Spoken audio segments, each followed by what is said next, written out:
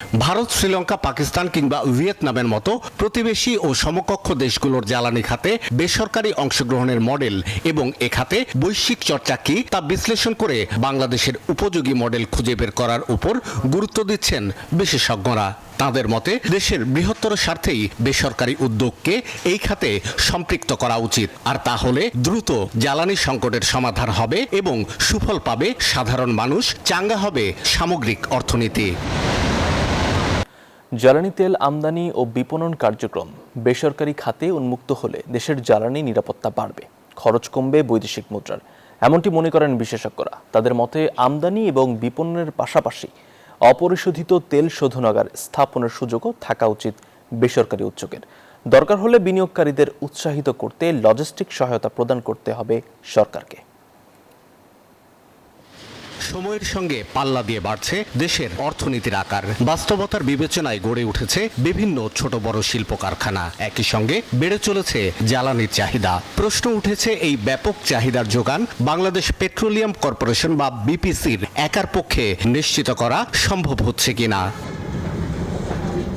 পরিসংখ্যান বলছে প্রতিষ্ঠানটির সিস্টেম লস 20%-এরও বেশি। ফলে বহু বছর ধরেই শিল্প কারখানাগুলো ভুগছে গ্যাস, বিদ্যুৎ ও তীব্র জ্বালানির সংকটে। এমন বাস্তবতায় জ্বালানির তেল আমদানি ও বিপণন কার্যক্রম বেসরকারি খাতে উন্মুক্ত করার উদ্যোগ নিয়েছে সরকার। সরকারিভাবে জ্বালানি খাতকে যদি দিতে চায় সেই ক্ষেত্রে অবশ্যই শিল্পের জন্য ভালো হবে এবং নতুন নতুন বিনিয়োগ সৃষ্টি হবে, উৎপাদনের মান বৃদ্ধি হবে এবং দেশের অর্থনীতিতে একটা ইতিবাচক সুফল বয়ে আনবে। বিশেষজ্ঞরা বলছেন, বেসরকারি খাতকে জ্বালানি আমদানির সুযোগ দিলে বাজারে প্রতিযোগিতা তৈরি হবে, যা দীর্ঘমেয়াদে মজবুত করবে অর্থনীতির ভিত্তি। ইকোনমি বড় হলে তখন হয় কি, প্রাইভেট সেক্টর ইন্টারেস্ট যখন গ্রো করে সেটাকে সুযোগ করে দেওয়া উচিত। কোয়ালিটি অ্যান্ড প্রাইসিং এর ব্যাপারে একটা কথা আসবে, তো সেটা তো রেগুলেটরি কমিশন যেটা আছে তারা দেখবে। যারা কোয়ালিটি মেনটেন করতে পারবে না বা প্রাইসিং এ কুলাবে না, তারা আউট অফ দ্য বিজনেস হবেই। আমরা ব্যবসায়ী উদ্যোক্তারা যেটা চাই, আমরা কোয়ালিটি এনার্জি চাই, সো দ্যাট আপনি যদি যখন বেসরকারি খাত থেকে আমন্ত্রণ জানাবেন, সেখানে একটা প্রতিযোগিতা তৈরি হবে। সে আন্তর্জাতিক বাজার থেকে কম্পিটিশন করে সে যদি নিয়ে আসতে পারে, তাহলে মনে করেন ভালো হবে।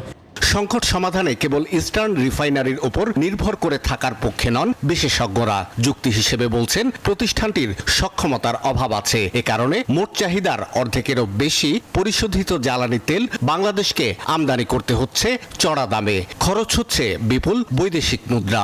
তাদের মতে বেসরকারি উদ্যোগে রিফাইনারি নির্মাণ হলে কমবে পরিশোধিত জ্বালানির আমদানি। পৃথিবীতে কি সবকিছু সরকারি ওনারশিপের রিফাইনারি নাকি? প্রাইভেটলি ওন রিফাইনারিজ আছে মেনি। তো ঠিক আছে, আমাদের এখানে জিনিসটা যেহেতু ক্যাপিটাল ইন্টেন্সিভ একটা ভেঞ্চার হবে, তো এখানে প্রাইভেট পাবলিক দুইটা পার্টিসিপেট করুক না। সরকার যদি মনে করে তারা মাইনরিটি শেয়ার হোল্ডিং করুক 30%, 40%। বসুন্ধরা টিস্যু, অশুদ্ধতার বিরুদ্ধে এক বিন্দুও ছাড় নয়। ভারত, শ্রীলঙ্কা, পাকিস্তান কিংবা ভিয়েতনামের মতো প্রতিবেশী ও সমকক্ষ দেশগুলোর জ্বালানি খাতে বেসরকারি অংশগ্রহণের মডেল এবং এ খাতে বৈশ্বিক চর্চা কি তা বিশ্লেষণ করে বাংলাদেশের উপযোগী মডেল খুঁজে বের করার উপর গুরুত্ব দিচ্ছেন বিশেষজ্ঞরা। তাদের মতে দেশের বৃহত্তর স্বার্থেই বেসরকারি উদ্যোগকে এই খাতে সম্পৃক্ত করা উচিত, আর তাহলে দ্রুত জ্বালানি সংকটের সমাধান হবে এবং সুফল পাবে সাধারণ মানুষ, চাঙ্গা হবে সামগ্রিক অর্থনীতি। শাহ আলী জয়, নিউজ 24, ঢাকা।